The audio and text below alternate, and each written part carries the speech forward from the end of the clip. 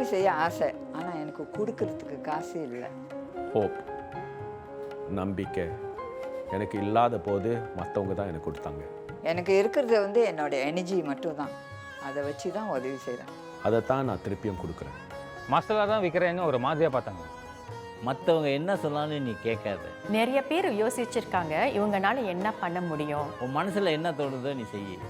ஓடணுமா ஓடு, ஜெயிக்கணுமா ஜெயிச்சிரு. எனக்கு பிடிச்சதே நான் செய்கிறேன்.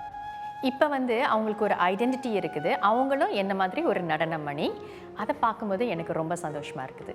நான் இருக்கிற வரைக்கும் நான் கண்டிப்பாக இந்த உதவி நான் செய்வேன். இந்த சந்தோஷத்திலே நான் சந்தோஷமாக நான் போயிடுவேன். விரும்பியதை மனதார செய்யும் சிங்கப்பூரர்கள். மற்றவர்களின் வாழ்க்கையில் இவர்கள் ஏற்படுத்தும் தாக்கமோ பெரிது. இவர்களின் கதை என்ன?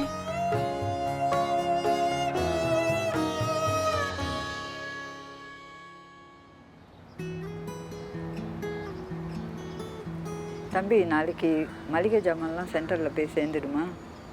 ஓகே ஓகே, ரொம்ப நன்றி தம்பி.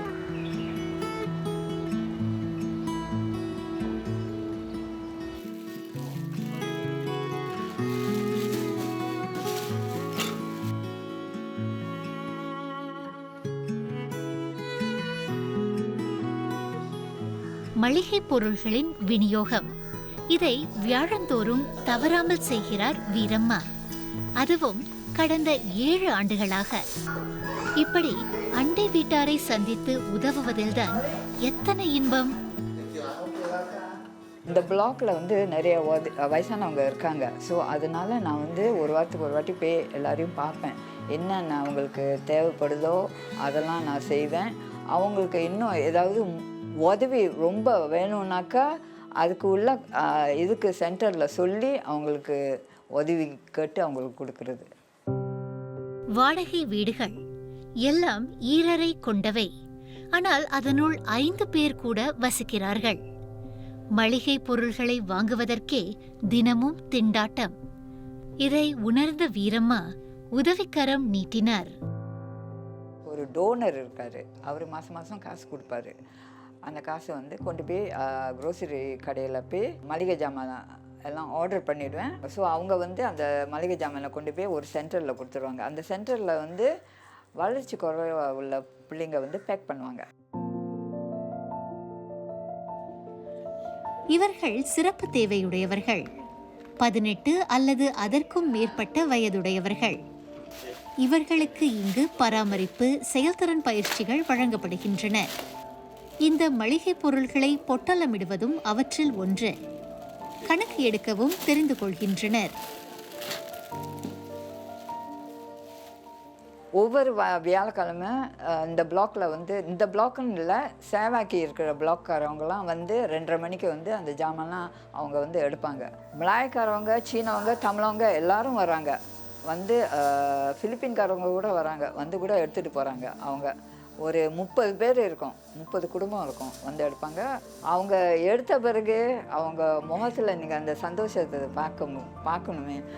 அதுவும் குமிஞ்சி சொல்லியிருப்பாங்க, தேங்க்யூ ஆண்டின்னு சொல்லியிருப்பாங்க. மற்றவரின் முகத்தில் மலரும் புன்னகை, இதை மீண்டும் மீண்டும் காண்பதில் இவருக்கு தனியோர் இன்பம். இளமையில் இவர் அனுபவித்த இன்னல்களே மற்றவருக்கு உதவ தூண்டியது. இவரின் ஆரம்பகால வாழ்க்கை வறுமை, போராட்டம் நிறைந்தது. ஒற்றைத்தாய், 2 பிள்ளைகள். அவர்களில் ஒருவர் சிறப்பு தேவை உடையவர்.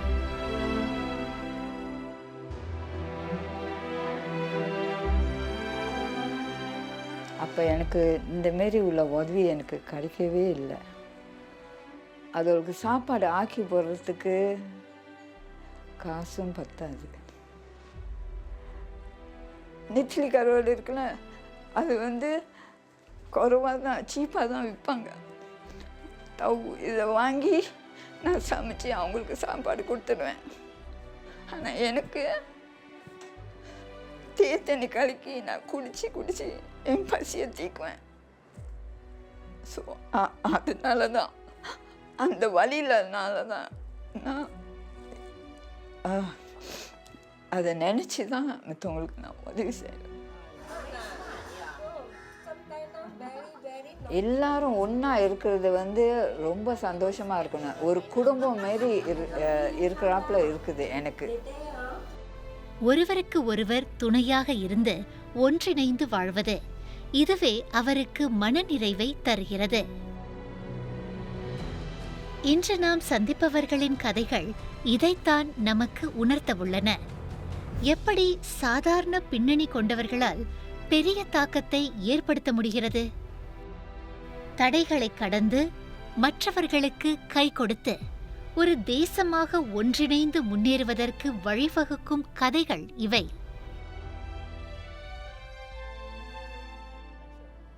It's like second chance here. வாழ்க்கையில் பின்தங்கிய ஒருவர் இந்த செய்தி கட்டுரையில் இப்படி கூறியிருந்தார். வீரசேகரனின் முயற்சிகளை இதைவிட பொருத்தமாக வர்ணிக்க முடியாது. மற்றவர்களுக்கு ஆலமரமாக இருக்கிறார் இவர்.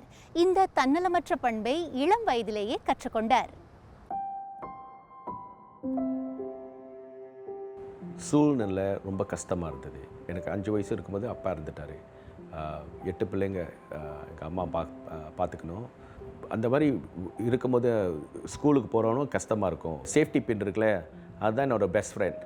பிகாஸ் சில்வார் போடும்போது ஒரு ஸ்கர்ட் மாதிரி இருக்கும், இங்கே போட்டுக்கிட்டு அந்த பட்டன் போட்டுட்டு அந்த ஸ்கர்ட் மாதிரி போட்டுட்டு நடக்கணும். புக்கு வாங்க முடியாது, பேக் இல்லாது, பேக் கூட இருக்காது. பேப்பர் பேக்லாம் சின்னங்க கிடைக்கும். ஸோ பேப்பர் பேக்கில் போட்டுட்டு நடக்கிறோம். சிலப்போ மழை பெஞ்சாக்க அந்த பேக் வெட் ஆயிரும், நினைஞ்சிட்டு எல்லாம் விழுவோம் சில டைமில். இப்படி வீராவின் பள்ளி பருவம் சவால் நிறைந்ததாக இருந்தது. நிலைமையை புரிந்து கொண்ட ஆசிரியர் செய்த உதவியால் இவரின் வாழ்க்கையே மாறியது. எனக்கே தெரியாமல் டீச்சர் வந்து என் கூட்டாளிக்கெலாம் கிளாஸ்மேட்க்கெலாம் வந்து உதவி செய்ய சொன்னாங்க. சில கூட்டாளி வந்து 5 காசு 10 காசு கொடுத்துப்பானுங்க. அந்த காசு வச்சுட்டு ஒரு பேக்கும் ஒரு பென்சில் கேஸும் டீச்சர் வாங்கி கொடுத்தாங்க. அந்த டைமில் வந்து என்ன பேக்குன்னு எனக்கு as long as என்னோட பேக் இருந்தது. மழை பெஞ்சாக்க அது வந்து இது டிஸ்ட்ராய் ஆகாது. எல்லாத்துக்கும் அது ஒரு சின்ன உதவின்னு நினைக்கலாம். எனக்கு வந்து அது வெரி இம்பார்ட்டண்டாக வெரி பெரிய உதவியாக இருந்தது. அது என்னோட வாழ்க்கையை சேஞ்ச் பண்ணுது. ஆண்டுகள் உருண்டோடின. தேர்வில் நல்ல முடிவுகள். சிங்கப்பூர் தேசிய பல்கலைக்கழகத்தில் படிக்கும் வாய்ப்பு. ஆனால் மீண்டும் ஒரு சிக்கல். I met a very good man, Mr Haridas Ajay. So அவர் கேட்டார், நீ என்ன செய்ய போகிறேன்னு. நான் சொன்னேன் வந்து எனக்கு NUSல இடம் இருக்குது, but I cannot pay the school fees. அந்த டைமில் $1,500 ரொம்ப கஷ்டமான காசு. அவர் சொன்னார், பயப்படாத, NUSல போய் ரெஜிஸ்டர் பண்ணி உன்னோட ஸ்கூல் ஃபீஸ் நான் கட்டுறேன். So that was another big turning point in my life. அவர் என் ஸ்கூல் ஃபீஸ் வந்து ஃபர்ஸ்ட் இயர் செகண்ட் இயர் காசு கொடுத்தாரு. மற்ற டைமில் நான் வந்து வேலை செஞ்சுட்டு ஒன் ஸ்கூல் ஃபீஸை நான் கட்டிகிட்டு இருப்பேன். பட்டம் பெற்ற பின் திரு ஹரிதாஸிடம் பணத்தை திருப்பிக் கொடுக்க சென்றார் வீரா. ஆனால் அவர் சொன்னதோ, பே இட் ஃபார்வர்ட். நீ கஷ்டப்பட்ட மாதிரியே மற்ற பிள்ளைங்களும் இருப்பாங்க, முடிஞ்சாக்க நீ போய் அவங்களுக்கும் உதவி செய்யணும்னு சொன்னார். என்னோடய வாழ்க்கையோட அர்த்தம் எனக்கு முடிஞ்ச வரைக்கும் மற்றவங்களுக்கு உதவி செய்யணும். கிரீனாலஜி தோட்டம் இதை தொடங்கிய காலத்திலிருந்தே பலரும் பலனடைந்துள்ளனர். சொந்த வீடு இல்லாத முதியவர் ஒருவரும் இங்கேயே தங்கி வேலை செய்து வந்தார். அது மட்டுமா, முன்னாள் கைதிகளின் மறுவாழ்வுக்கு உதவ வேலை வாய்ப்புகளும் வழங்கப்பட்டன. People will think many times அவங்க ஒரு convict, பட் அவங்களோட வாழ்க்கை ஏன் அந்த மாதிரி வந்தது, ஏன் அந்த பாதையில் போனாங்களுக்கு உங்களுக்கும் தெரியாது, யாருக்கும் தெரியாது. ஸோ அவருக்கு எல்லாத்துக்கும் கொஞ்சம் ஹோப் கொடுக்கணும், அண்ட் எல்லாத்துக்கும் மரியாதை கொடுக்கணும். அதுதான் ரொம்ப முக்கியம். இன்று சிறப்பு தேவையுடைய பிள்ளைகள், மறதி நோய் உள்ளவர்களும் இயற்கையோடு ஒன்றிணைய பல நடவடிக்கைகள். ஒரு காலத்தில் NUS ஃபீஸ் கட்ட முடியாத பையன் இப்போ NUSல ப்ரொஃபஸராக இருக்கிறேன். அது எப்படின்னாக்க அவர் கொடுத்த ஹோப், டீச்சர்ஸ் கொடுத்த ஹோப், அது வந்து இப்போ என்னோடய வாழ்க்கையில் வந்து ஒரு மற்றவங்களுக்கு மேலே நம்பிக்கை கொடுக்கணும். உதவி செய்கிறேன்னு இல்லை, மற்றவங்க எனக்கு கொடுத்த ஹோப்பை மற்றவங்களுக்கு ஹோப் கொடுக்குறேன்.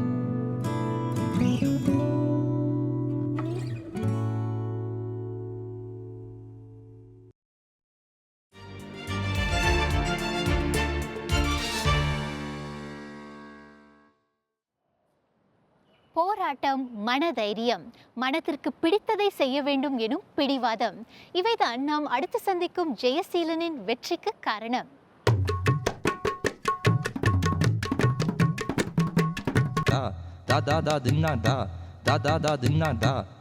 ஜெயா 25 வயதில் பட்டம் பெற்ற பின் பல கனவுகளோடு ஊழியர் அணியில் சேர்ந்தார்.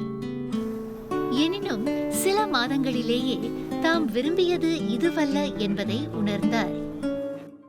இது வந்து தாத்தா நடத்தின வியாபாரம் தான். அது வந்து அப்பா டேக் ஓவர் பண்ணார். அதுக்கப்புறம் வந்து நான் டேக் ஓவர் பண்ணேன். ஆனால் வந்து ஆக்சுவலி ஆரம்பத்தில் வந்து எனக்கு வந்து அந்த அவ்வளோவா ஈடுபாடு இல்லை. இந்த பிஸ்னஸ் பற்றி ரொம்ப தாழ்மையாக நினைப்பேன். ஆரம்பத்தில் எனக்கு ஒன்றும் தெரியாத வயசுன்னு சொல்லிட்டு போகல, படிக்காதவங்களாம் போவாங்க, இல்லைன்னா வேறு வழியே இல்லாமல் அவங்க போகிறாங்களே, அந்த மாதிரி தான் ஆளுங்க தான் இந்த மாதிரி சுச்சுவேஷனில் வேலை செய்வாங்க அப்படின்னு நான் நினச்சேன். ஆனால் நாளடைவில் மசாலா வியாபாரம் பற்றிய இவரது கண்ணோட்டம் மாறியது. வேலை வந்து பிடிச்சதுக்கு வந்து எனக்கு வந்து பல காரணங்கள் இருக்குது. ஆனால் முக்கியமான காரணம் என்னென்னா மசாலா தான். ஒவ்வொரு ஸ்பைசஸ்க்கும் ஒரு டிஃப்ரெண்ட்டான ப்ராப்பர்ட்டி இருக்குது. ஜீரகத்தூளை பார்த்திங்கன்னா அந்த மனம் வந்து ரொம்ப டிஃப்ரெண்ட்டாக இருக்கும். மஞ்சத்தூள் வந்து பாடிக்கு நலத்துக்கு வந்து ரொம்ப உதவும். ஸோ அந்த ப்ராப்பர்ட்டி தான் நான் வந்து அந்த தினமும் அந்த ஈடுபாடு இருக்கும்போது அந்த ப்ராப்பர்ட்டிஸ் எல்லாமே எனக்கு வந்து ஒரு ரீசன் கொடுக்குது. அந்த வியாபாரம் வந்து பிடிக்கிறதுக்கு வந்து ஒரு காரணம் கொடுக்குது. ஆக்சுவலி நம்ம வந்து நிறைய பாசிட்டிவ் எக்ஸ்பீரியன்ஸஸும் இருக்குது, நெகட்டிவ் எக்ஸ்பீரியன்ஸஸும் இருக்குது. ஒரு நாளைக்கு வந்து என்ன ஆச்சுன்னா, ஒரு ஆண்டி வந்தாங்க, கூட போனால் 30-40 இயர்ஸ் இருக்கும். அவங்க வந்து ஒரு சின்ன பையனோட வந்தாங்க. ஸோ கை குலுக்க தான் போனேன். அதுக்கு வந்து ஆண்டி என்ன சொன்னாங்கன்னா, don't shake his hand dirty அப்படின்னு சொன்னாங்க. And laughed it off. அதுக்கப்புறம் சிரித்து அப்படியே போயிட்டாங்க. ஏன்னா எனக்கு வந்து ரொம்ப மனசு வந்து ரொம்ப பாதிச்சிருச்சு. ஏன்னா இவ்வளோ வந்து நம்ம தொழில் வந்து ரொம்ப ஆசையாக பண்ணுறோம், பண்ணும்போது ஏன் வந்து ஆளுங்க வந்து இந்த மாதிரி சொல்கிறாங்க. என் பர்சனல் ஆஃப் லைஃப்பில் நிறைய பேர் வந்து இந்த மாதிரி பேசுவாங்க. ஏன்னா நான் வந்து என்னோடய தொழிலில் வந்து நல்ல நிறைய நம்பிக்கை இருக்குது, நான் என்ன செய்கிறேன்னு எனக்கு தெரியும். ஸோ எனக்கு வந்து அந்த சந்தோஷம் வந்து கண்டிப்பாக இருக்குது. ஒரு மளிகை கடையை நடத்துவது வியாபாரம்தான். ஆனால் மசாலா வகைகளை கலப்பது அப்படியல்ல. அது இவர் விரும்பி செய்வது ஒரு கலை. மசாலா வந்து இல்லைன்னா நம்ம வந்து இப்போ கலாச்சாரமே போகிறதுக்கு வந்து வாய்ப்பு அதிகம். நம்ம வந்து இப்போ இருக்கிற சூழ்நிலையில் வந்து இந்த மசாலா வியாபாரம் வந்து நிறைய பேர் செய்யலை. நம்ம கையிலேயே எண்ணிடலாம் எத்தனை பேர் செய்கிறாங்கன்னு. இந்த வயசில் வந்து எனக்கு எனர்ஜி இருக்குது, எனக்கு வந்து அந்த ட்ரைவ்னு சொல்லுவோம்ல, அந்த கான்செப்ட் இருக்குது. ஸோ இருக்கும்போது நான் எவ்வளோ ஓட முடியுமோ நான் அவ்வளோ ஓடுறேன். பொதுவாக ஈரசந்தைகளில்தான் மசாலாவை கலந்து விற்பார்கள். ஆனால் இன்று பாக்வே பரேட் ஃபேப்ரைஸ் எக்ஸ்ட்ரா பேரங்காடியிலும் இந்த சேவையை இவர் வழங்குகிறார். எனக்கு ரொம்ப பெருமையாக இருக்குது. ஆக்சுவலி அவங்க வந்து NTUC வந்து அப்ரோச் பண்ணாங்க. ஆக்சுவலி அந்த பர்டிகுலர் ஸ்டோருக்கு வந்து சிறப்பு கொடுக்கணும், அவங்க அந்த நம்பிக்கையோடு தான் என்கிட்ட வந்தாங்க. அந்த நம்பிக்கையை வந்து கைவிடத்துக்கு வந்து எனக்கு விருப்பம் இல்லை. நான் வந்து உடனே ஓகேன்னு சொல்லிட்டேன். ஓகேன்னு சொன்ன உடனே நம்ம அந்த கடையை திறந்துட்டோம். நம்ம வந்து ஜீரக தண்ணி வந்து நம்ம தினமும் குடித்தா அது பிளட் சர்க்குலேஷனுக்கு ரொம்ப உதவும். அந்த மாதிரி சின்ன சின்ன விஷயங்கள்லாம் இப்போ தான் எல்லாருக்கும் புரியுது. ஆனால் நான் வந்து இதை வந்து ஒரு ரோட் ஷோஸ் மூலமாகவும் ஒர்க் ஷாப்ஸ் மூலமாகவும் நான் மெனி பீப்புள் as possible வந்து நான் தெரியறதுக்கு வந்து நான் ரொம்ப ஆசைப்பட்றேன். முக்கியமாக வந்து இந்த மசாலா வியாபாரத்தை வந்து பாதுகாக்கிறேன்ல, அது வந்து எனக்கு ரொம்ப ரொம்ப சந்தோஷத்தை தரும். மனத்திற்கு பிடித்ததை செய்தால் எதுவும் சாத்தியம். ஒலிம்பிக் போட்டிகளில் காலணிகளே இல்லாமல் ஓடுவது மட்டுமல்ல, 75 வயதிலும் கூட துடிப்பாக இருப்பதும் சாத்தியம்தான். P C Subbaiah best runner, 17 gold medal. ஆனால் உண்மையை சொல்லப்போனால் எனக்கு ஓட்டப்பந்தயமே பிடிக்காது. வறுமை நிறைந்த வாழ்க்கை, ஓடுவதற்கு காலணிகள் கூட வாங்க முடியாத காலம். பிறப்பில் மலேசியர், ஆனால் சிங்கப்பூரில் படித்துக் கொண்டிருந்தார். அதனால் பள்ளி கட்டணமும் அதிகம். குடியுரிமை பெறுவதற்கு ஓட்டப்பந்தய போட்டிகளில் சிங்கப்பூரை பிரதிநிதிக்கலாம் என நினைத்தார். வட்டார விளையாட்டுப் போட்டி ஒன்றும் வந்தது. ஆனால் சற்று தயக்கம். அப்போ நான் சொன்னேன், அம்மா போதும், நான் ஓடுனது ஃபுட்பால் விளையாண்டது இதெல்லாம் போதும், நான் இப்போ வந்து கொஞ்சம் ரன்னவாக இருக்கிறதுனால நான் மலேசியாவுக்கு போய் ஓடுறேன். ஏன்னா நான் அங்கே தான் பிறந்தேன். எனக்கு வந்து அங்கே வந்து மலேசியாவில் வந்து ஸ்போர்ட்ஸ்மேனுக்கெல்லாம் நிலம் கிடைக்கும், வீடு கிடைக்கும், கவர்மெண்ட் கொடுப்பாங்க. அதனால் நான் மலேசியாவுக்கு போகிறேன்னு. எங்கள் அம்மா ஒரு கேள்வி கேட்டாங்க, இன்றைக்கி வரைக்கும் நான் மறக்க முடியாது, சாவர வரைக்கும் மறக்க மாட்டேன். நீ என்ன சிங்கப்பூருக்கு செஞ்சுருக்கிற? ஏன்னா இந்த கேள்வி வந்து எனக்கு பதில் சொல்ல முடியல. அதனால தான் நான் சிங்கப்பூர்லேயே இருந்துட்டு நான் ஓட்டப்பந்தயம் எடுத்தது. போட்டிக்கு முன்தினம் சுப்பையா குடியுரிமை பெற்றார். ஒரு சிங்கப்பூரராக தங்கப்பதக்கத்தையும் வென்றார். EWD பக்கர் அவர் வந்தார். அவர் தான் president of the S3S and Olympic கவுன்சிலே பிரசிடென்ட். அப்புறம் வந்து ஹாக் பண்ணி சொன்னார், you are my sportsman of the year, you will be going for the Olympic. ஒலிம்பிக்கும் நம்மளுக்கும் ஸ்டாண்டர்ட் இல்லைப்பா, நம்மளுக்கு ஒலிம்பிக்கும் எதிர்பார்க்கற முடியாது. நம்ம ஓடுறதுக்கு அவங்க ஓடுறது. ஆனால் அவராக சொன்னார். 1972ஆம் ஆண்டின் மியூனிக் ஒலிம்பிக்ஸ். சிங்கப்பூரிலிருந்து நெடுந்தூர ஓட்டப்பந்தயத்தில் பங்கெடுத்த முதல் இந்தியர். காலணிகள் அணியாமலே உலக மேடையில் தன் கால் தடத்தை பதித்தார் சுப்பையா. அப்போ வந்து நான் இந்த ஷேப் கேம்ஸில் கோல்டு மெடல் எடுத்துகிட்டு நான் ஒலிம்பிக்கு போயிட்டோன்னு நான் மாறிட்டேன். இதில் அந்த ஸ்போர்ட்ஸோட ரன்னிங்கோட லவ் வந்து எனக்கு வந்து ரொம்ப ஸ்ட்ராங் ஆகிடுச்சு. நூற்றுக்கணக்கான பதக்கங்கள், உலக மேடையில் அங்கீகாரம், இப்படி பல பெருமைகளை பெற்ற பின் சுப்பையா நினைத்திருந்தால் ஓய்வெடுத்திருக்கலாம். இன்றைக்கி வரைக்கும் நான் ஓடிக்கிட்டு தான் இருக்கிறேன்.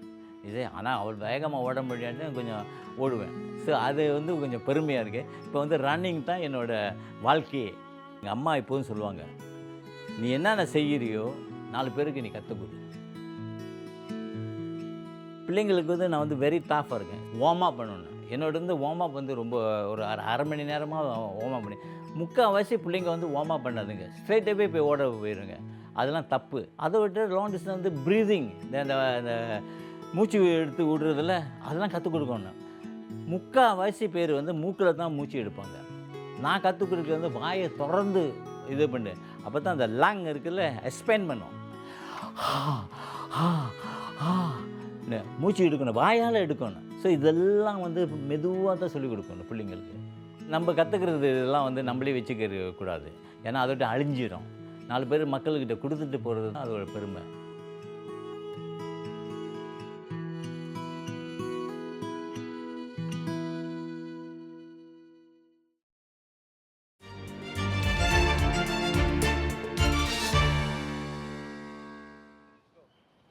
ஏற்ற இறக்கம் நிறைந்ததுதான் வாழ்க்கை. எப்போதுமே சவால்களை எதிர்கொள்ளும் ஒருவரின் வாழ்க்கையில் மாற்றத்தை கொண்டு வர முடிந்தால் அந்த உணர்வு எப்படி இருக்கும்? அதை அனுபவித்து வரும் கவிதா கிருஷ்ணனை அடுத்து சந்திக்கலாம்.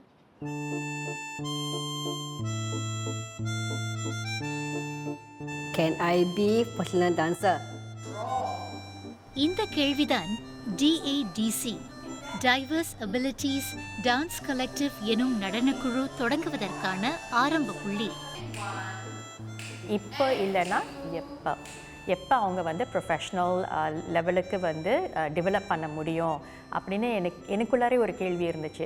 மாயா டான்ஸ் தியேட்டர் டீம் டான்ஸிஸ்ட்டை வந்து கலந்து பேசி மேபி நாங்கள் வந்து இந்த DADCயை வந்து மாயாவோட அம்ப்ரெலாவில் ஆரம்பிக்கலாம். இந்த டான்ஸ் கம்பெனி மூலியமாக நாங்கள் வந்து இந்த DADCயை உருவாக்கும் போது அதோட பிரதிபலிப்பு வந்து வேறு விதமாக இருக்கும்.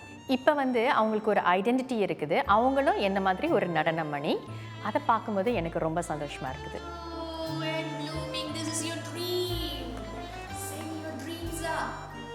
I love to dance. Dance வந்து என்னோட ட்ரீமு. டான்ஸ்னால் அவங்களுக்கு ரொம்ப பிடிக்கும் பாருங்கள். இன்ட்ரெஸ்ட் பேஸ்ட் ஏரியாவில் இந்த மாதிரி நாங்கள் அவங்களோட செமி ப்ரொஃபஷ்னலிசமை வந்து டெவலப் பண்ணும்போது அந்த டான்ஸ் தான் எங்களுக்கு ஒரு டூல். அந்த நினைப்பில் இருக்கும்போது செகண்ட் ஸ்கில், அதாவது அந்த சாஃப்ட் ஸ்கில்ஸ்ன்னு சொல்கிறாங்களே, அந்த கம்யூனிகேஷன் ஸ்கில்ஸை வந்து நாங்கள் பார்க்கும்போது அது உடனே கற்றுக்குறாங்க. நடனம் மட்டுமின்றி ஒரு நிகழ்ச்சியை தயாரிக்க தேவைப்படும் அனைத்தும் இங்கு கற்றுக் கொடுக்கப்படுகிறது. ஆடை, மேடை அலங்காரங்கள், நிகழ்ச்சி நிர்வாகம் என ஒவ்வொரு அங்கத்தையும் மாணவர்களே பார்த்து கொள்வார்கள். ஜாயிங் வந்து அட்மினிஸ்ட்ரேஷன் பண்ணுறாங்க. ஸோ இம்ரான் ஃபைனான்ஷியல்ஸ், அதாவது ஜீரோ சிஸ்டமை வந்து கற்றுக் கொடுத்துட்ருக்காரு. ஸோ அவங்க இன்வாய்ஸிங் இதெல்லாம் வந்து லேப்டாப்பில் பண்ணிக்கிட்டு இருக்காங்க. அடுத்தது வந்து அரசி, ஜஸ்பிரிட், ஜூன், இவங்க 3 பேர் வந்து காஸ்டியூம் அசசரிஸ் மேனேஜ்மெண்ட்டில் இருக்காங்க. அந்த கேட்டலாக் மூலியமாக அந்த காஸ்டியூம் எங்கே இருக்குது, எந்த இடத்துல இருக்குது, ரேக்கில் இருக்குதா, இல்லை பாக்ஸ் நம்பர் 2, பாக்ஸ் நம்பர் 3 அந்த மாதிரி எந்த இடத்துல இருக்குதான்னு வந்து இவங்க 2 பேர்ட்டையும் சொல்லுவாங்க. அப்போ இவங்க 2 பேரும் வந்து அந்த காஸ்டியூமை வெளியே எடுப்பாங்க. ஜூன் வந்து நான் கற்றுக் கொடுக்குற ஸ்பெஷல் ஸ்கூல்ஸில் என் கூட கோ ட்ரெயினராக இருக்காங்க. வார்ம் அப் என்னென்ன பண்ணணும் அவங்க வந்து ஜூன் எப்போதுமே எடுத்துக்குவாங்க. மிடில் பார்ட் நான் எடுத்துக்குவேன், கூல் டவுனும் ஜூன் எடுத்துக்குவாங்க. அவங்களால முடியும்னு நம்ம நம்பணும். இப்போ நம்ம நம்பும்போது அவங்க கண்டிப்பாக நம்புவாங்க. மற்றவர்கள் இவர்களை பார்க்கும் கண்ணோட்டம் மாற வேண்டும். புதன்கிழமைகளில் மாலை 5 மணிக்கு மெதுவோட்டம் லிட்டில் இந்தியாவை சுற்றி. சில பேர் என்னை பார்த்துட்டு அவங்களுக்கு என்ன சொல்கிறதுன்னு தெரியல. ஸோ நாங்கள் எப்போதும் சொல்லுவோம், ஜஸ்ட் ஹாய்ன்னு சொல்லுங்கள். அவங்க திரும்ப உங்களுக்கு ஹாய் சொல்லுவாங்க. ஏன்னோ அந்த அவேர்னஸை நாங்கள் வந்து பில்ட் பண்ணிக்கிட்டு இருக்கோம். தேசிய தின கொண்டாட்டம் பிரிட்டிஷ் நடனமணிகளோடு இணைந்து படைத்த நிகழ்ச்சி.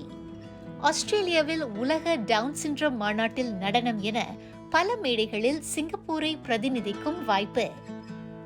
இந்த மாணவர்கள் இப்படி பல வழிகளில் திறமையை வெளிப்படுத்தி வருகின்றனர், முத்திரை பதிக்கின்றனர். DADC give us the opportunity to grow as a person and to break boundaries. பெரிய டான்ஸ் டீச்சர் ஆகணும். அவங்க என்னோட ஒர்க் கலீக்ஸ். ஸோ நான் வித்தியாசமே பார்க்குறதில்ல. அந்த வித்தியாசமும் எனக்கு தெரியல, தென்படலை. ஏன்னோ இப்போ மற்ற டான்ஸஸ் மாதிரி, மற்ற ப்ரொஃபஷனல்ஸ் டான்ஸஸ் மாதிரி இவங்களும் இந்த நிறுவனத்தை வந்து எடுத்து நடத்துகிறாங்க என் கூட. I think I just love being here. அது வந்து எனக்கு ஒரு வேலையாக தோணலை. ஸ்ட்ரகிள்ஸ் இருக்குது, நிறையா சேலஞ்சஸ் இருக்குது. ஏன் இதை பண்ணுறோம், ரொம்ப டயர்டாக இருக்குது, இன்னும் ரிப்பீட் பண்ணிக்கிட்டே இருக்கிறோம், புரிய மாட்டேங்குது, சில நேரத்தில் ஃப்ரஸ்ட்ரேட்டிங்காக கூட இருக்கும். But the bring the whole lot of love to your space. அதை யார் வேணான்னு சொல்ல போகிறா? அன்பை தேடி போகிறோம். இங்கே அன்பு என்கிட்ட வந்துக்கிட்டே இருக்குது. நம்ம வந்து அவங்கள வந்து குறைபாடோட பார்த்தோன்னா குறைபாடு தான் நம்மளுக்கு தெரியும். ஆனால் அவங்களோட அபிலிட்டிஸை நீங்கள் பார்த்தீங்கன்னா அவங்களுக்கும் எனக்கும் வித்தியாசமே கிடையாது.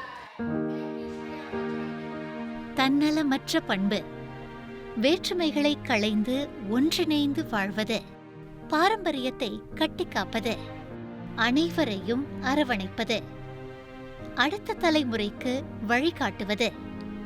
இவர்களால் இதை செய்யாமல் இருக்க முடியுமா? நான் நினச்சி பார்க்கல. ஆஹா, இது வந்து எனக்கு வந்து செய்யாமல் நான் இருக்க மாட்டேன். என்னால் முடியாது. அன்லெஸ் நான் வந்து கால் கை வழங்காமல் இருந்தேன்னா, உடம்பு கை இதெல்லாம் அது ஆண்டவனோட இது. பிகாஸ் அது வந்து என்னோட வாழ்க்கையில் ஒரு பாகமாக, ரொம்ப ஒரு முக்கிய பாகமாக இருக்குது. இப்போது நான் இருக்கிற வரைக்கும் நான் கண்டிப்பாக இந்த உதவி நான் செய்வேன். உங்களுக்கு கற்றுக் கொடுத்துக்கிட்டு தான் இருப்பேன். முடிஞ்ச வரைக்கும் உதவி செய்யணும். மற்றவங்க கேட்கலாம் எவ்வளோ சந்தோஷம்னு, ஆனால் அது சொல்ல முடியாது. அந்த அவ்வளோ சந்தோஷமாக இருக்கும், நிம்மதியாகவும் தூங்க முடியுது.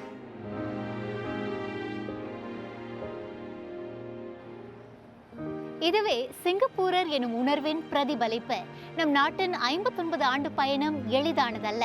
தன்னம்பிக்கையுடன் ஒற்றுமையாக வாழ்ந்து பல தடைகளை கடந்து வந்துள்ளோம். இவர்கள் பிடித்ததை மனதார செய்கிறார்கள், வாழ்க்கையை இன்னும் அர்த்தமுள்ளதாக்கிக் கொள்கிறார்கள். எதிரொலி குழுவின் தேசிய தின வாழ்த்துகள்.